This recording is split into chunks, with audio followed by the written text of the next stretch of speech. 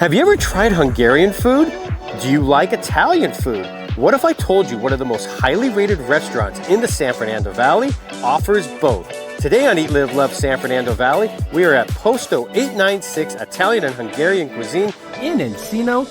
Let's go check them out. All right, guys, really excited for this episode today of Eat, Live, Love San Fernando Valley. So this restaurant features both Italian and Hungarian cuisine. It's a pretty cool mix, and for beginners, there's not a lot of Hungarian restaurants to begin with here in the San Fernando Valley, let alone Los Angeles, so we can't wait to share their story.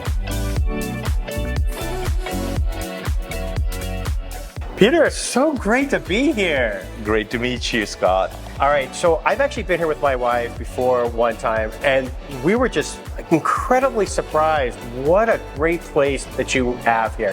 What is Posto 896? What is that all about? So Posto 896, we created this concept having a traditional Hungarian cuisine and side by side with traditional Italian cuisine. So Hungarian food, it is meat based. Most of the dishes are meat based. We have some meatless dishes. For instance, we have the sour cherry soup, which traditionally should be followed by a pasta with seeds, nuts or cheese, and then you finish with sweet Hungarian crepes, and the whole meal is sweet and it's meatless. So I'm a student of Chuck Norris, so I try to kill two stones with one bird.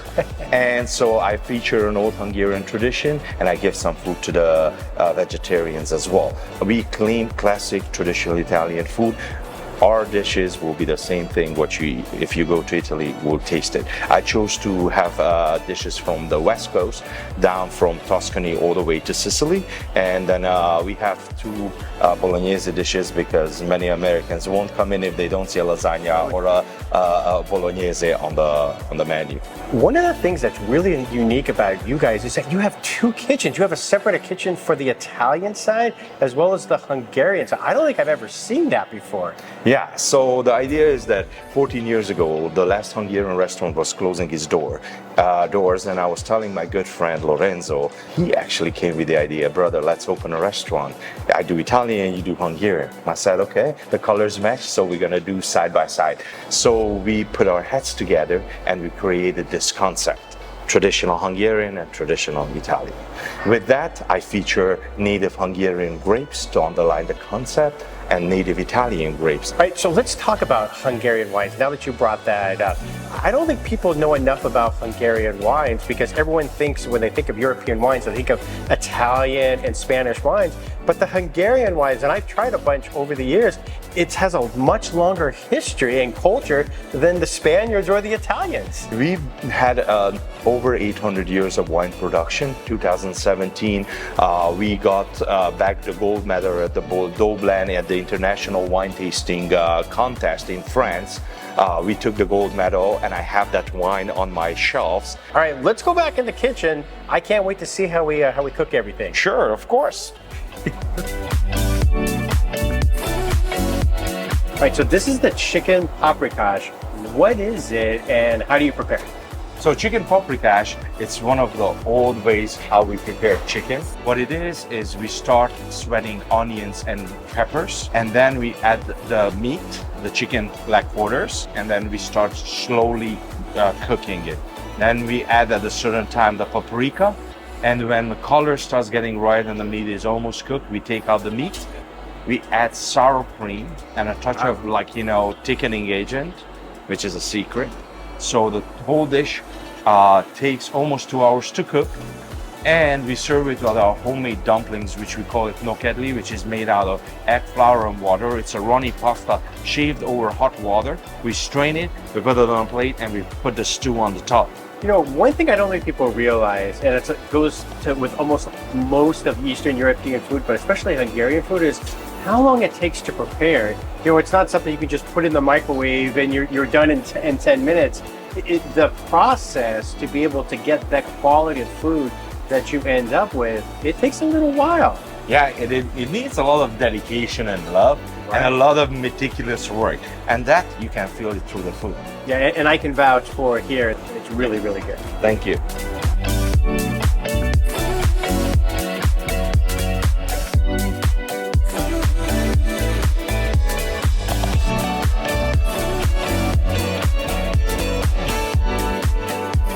Guys, we're going to be trying a lot of food here today, both on the Hungarian side of the menu as well as the Italian. I'm starting off on the Hungarian side of the menu, and this is the sour cherry soup, and the emanating odors of the cinnamon cloves, you can't miss it. It smells really, really good. So here we go.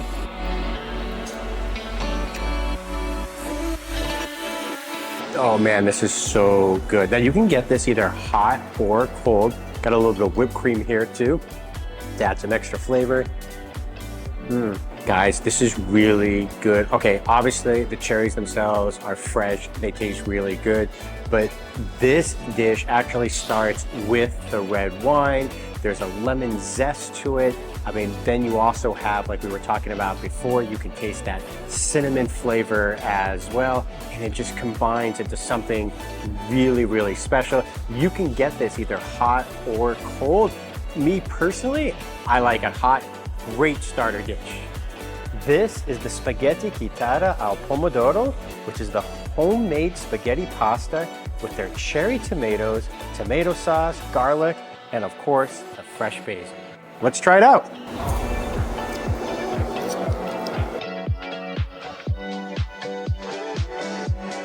Oh my gosh, the first thing, look, like I'll admit, I really like pasta a lot. So do my kids.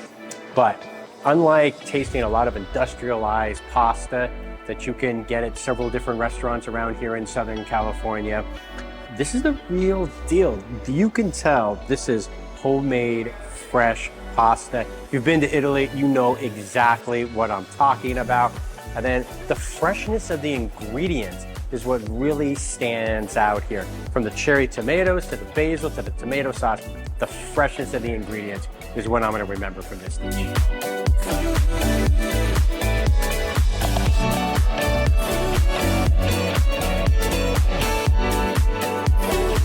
All right, guys, now we're back on the Hungarian side of the menu. This is the curd cheese dumplings. I want you to notice not only the breadcrumbs, but the powdered sugar as well. All right, let's take a bite.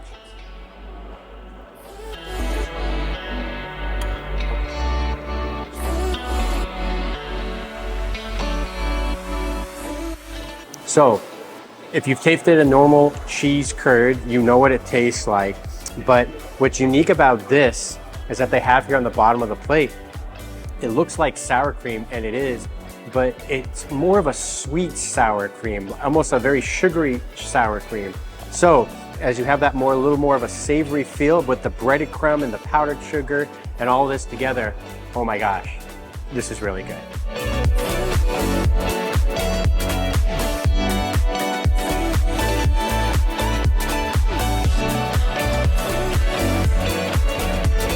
All right, well, it only makes sense that we're gonna be finishing up with dessert. So on the Italian side, this is one of the options. Look at the size of this piece of tiramisu.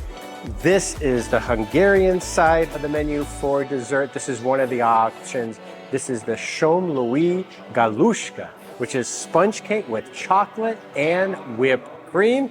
Oh man, can't wait to get a big piece of this.